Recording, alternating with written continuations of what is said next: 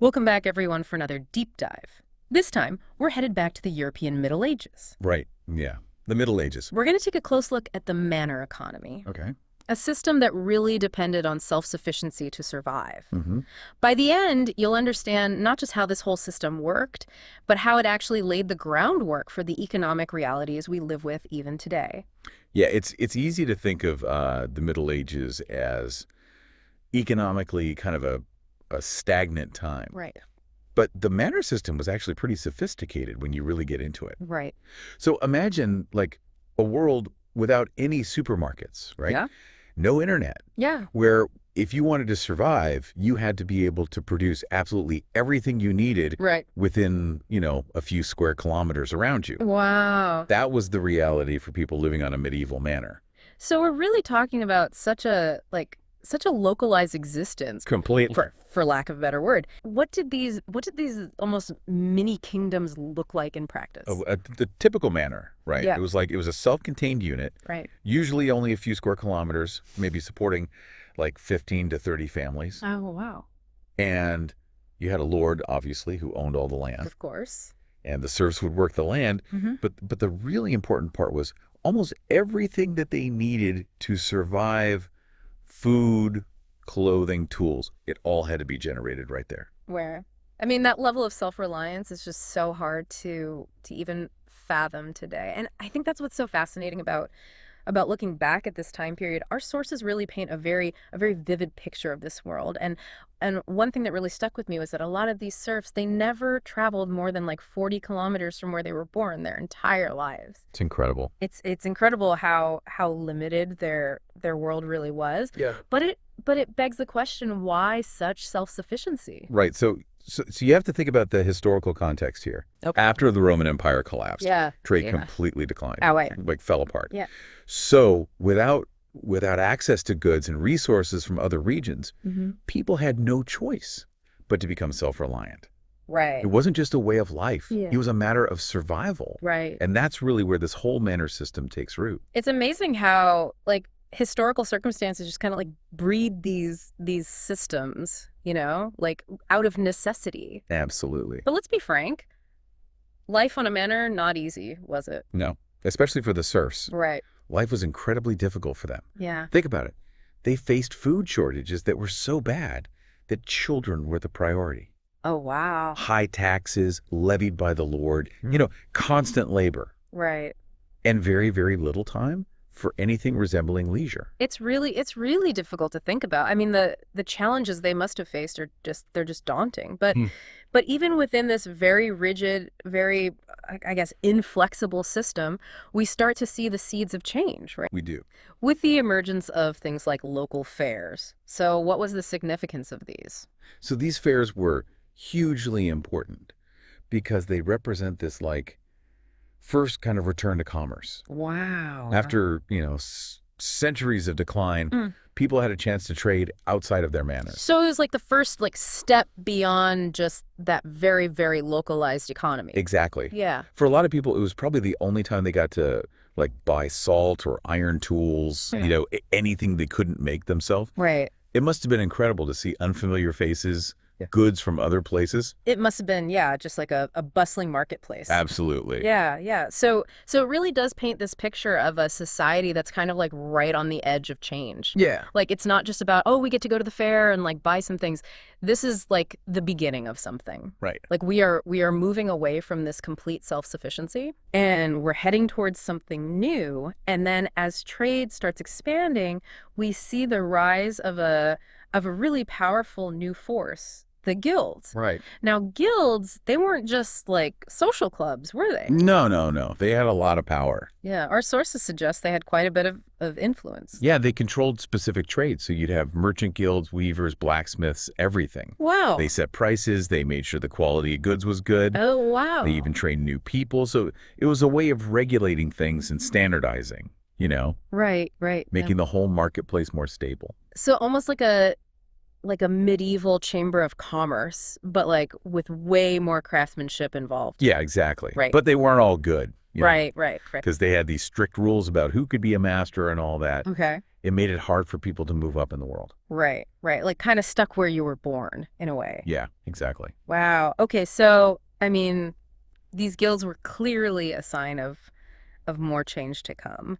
Oh yeah. Right, like they're at the forefront of this massive economic shift that would reshape Europe, Mm, the commercial revolution. exactly. Right. A revolution that really did change everything, from the smallest manor to the biggest city. Right. Yeah, it's not just about, trading a few extra barrels of ale anymore, is it? No, no, not at all. We're talking about a whole new scale. Exactly. Think bigger, like way bigger. We're talking trade routes exploding across land and sea, Wow. connecting Europe to like Asia, North Africa, places they hadn't been able to trade with easily before. Wow. Goods, people, ideas just flowing more freely than ever. And of course, all this new activity meant new ways of doing business had to emerge, All right? right. And cities, they just boomed. People flocked to them for opportunities. It was a whole societal shift. Yeah. What impact did all this have on those, former manor dwellers, like the people who were used to that very, very self-sufficient life? For some, it was incredibly liberating, you Right. know? Imagine you've only ever known life on that manor. Right. Yeah, And suddenly there's this whole world opening up in the cities. right. A chance to learn a new trade, maybe become an artisan, even a merchant. Right. I mean, can you imagine how exciting that must have felt Yeah. compared to the life they knew? Yeah, a real medieval, like, ambition, reinvention story. Exactly. Yeah. Though, of course, it wasn't all sunshine and roses, right? Right. Right. This huge influx of people into the cities, it brought its own problems. Right. What kind of like new challenges did this create? Well, I mean, overcrowding for one, and poverty. Of course. Yeah. And when you get that many people competing for resources, for a place to live, it's a recipe for social unrest. Right. That gap between the haves and the have-nots, that's always been there, but it got even wider in these new cities. So as much as things change, some things stay the same, it seems. Yeah, I guess so. And it's a good reminder that progress, it always has a flip side. Definitely. But all this trade, it meant they needed new financial systems too, right? Oh, absolutely, yeah. And our sources pointed us to a fascinating and unexpected player in all this, the Knights Templar. Yeah, the Templars. It sounds like, honestly, like something out of like a Dan Brown novel. Right. But it's totally real. During the Crusades, you had all these knights, right, heading to the Holy Land, Okay, yeah, and they needed a safe place to keep their money. makes sense. The Templars, they had this reputation. Right, disciplined, organized. Exactly. And they had these preceptories all over the place. Their network. Yes. So they became the medieval world's most secure safety deposit box. And that's how they went from like battlefield to bankers. Pretty much. Ah. Out of necessity. Mhm. They needed a system for these knights to access their money while they were abroad fighting. Okay. So they came up with letters of credit. Oh, wow, like early traveler's checks. Exactly. Deposit your gold at one preceptory, withdraw it at another, using the letter as proof. Wow. And boom, that innovation, which seems so simple now, that's really the foundation for modern banking. It's incredible. Just makes you wonder, like what other things we take for granted today actually have these really surprising origins. Right. But the Templars weren't the only ones shaking things up in the world of finance. Oh, no, not even close. We got to talk about the Medicis. Over in Florence, they were building a financial empire. Right, the Medici Bank. A name that even today just like screams wealth and power. What made them so different? The Medicis, they weren't just bankers. They were innovators, like seriously disruptive thinkers. Okay. One of their biggest innovations, branch banking. So instead of just one location. They had branches all over Italy, even beyond. Uh, That meant they could handle the complexities of trade across huge distances. Different regions, different currencies, they could manage it all. It seems so obvious now, but back then that was revolutionary. Absolutely. And of course, we have to give them credit, pun intended, maybe for double entry bookkeeping. Ah, the system that keeps on giving, right? Right. Though, I'll be honest, accounting, not usually my idea of a thrilling time. It sounds dry, but it's huge. This is why we can actually trust our bank statements today. Okay, yeah, explain it to me. Every transaction, you record it twice. Once as a debit, once as a credit. Okay. It's all about balance. Transparency, accuracy, way fewer errors. It revolutionized accounting, and we still use the same basic principles today. So next time I'm grumbling about my bank statement, I can thank or maybe blame the Medicis. But their story goes way beyond balance sheets and numbers, doesn't Oh, it? for sure. This Yeah. is about power, influence. Cosimo de' Medici, he basically became the ruler of Florence in the 15th century, Wow. all through clever financial moves, strategic loans, that kind of thing. He used his family's wealth to forge alliances, support the arts, shape the city in his image. Wow. The Medicis are a perfect example of how money and power have always gone hand in hand. Yeah. It really highlights how, like, economic forces, they can really have a huge impact on, like, the whole structure of society, right? Oh, yeah. But in the middle of all these big changes, what about the everyday people, right? The ones who are actually living through this transition from like those manors to marketplaces, from rural life to like this new urban existence. It was a time of incredible change, that's for sure. Right. And yeah, for some, the cities were really a chance to break free. Right. Like imagine you're tied to that land, Yeah. and then suddenly you could go to the city, learn a trade, become an artisan. Right. Some even became merchants. The possibilities, they must have been both terrifying and exhilarating. Right. A total medieval tale of like ambition and reinvention. Yeah.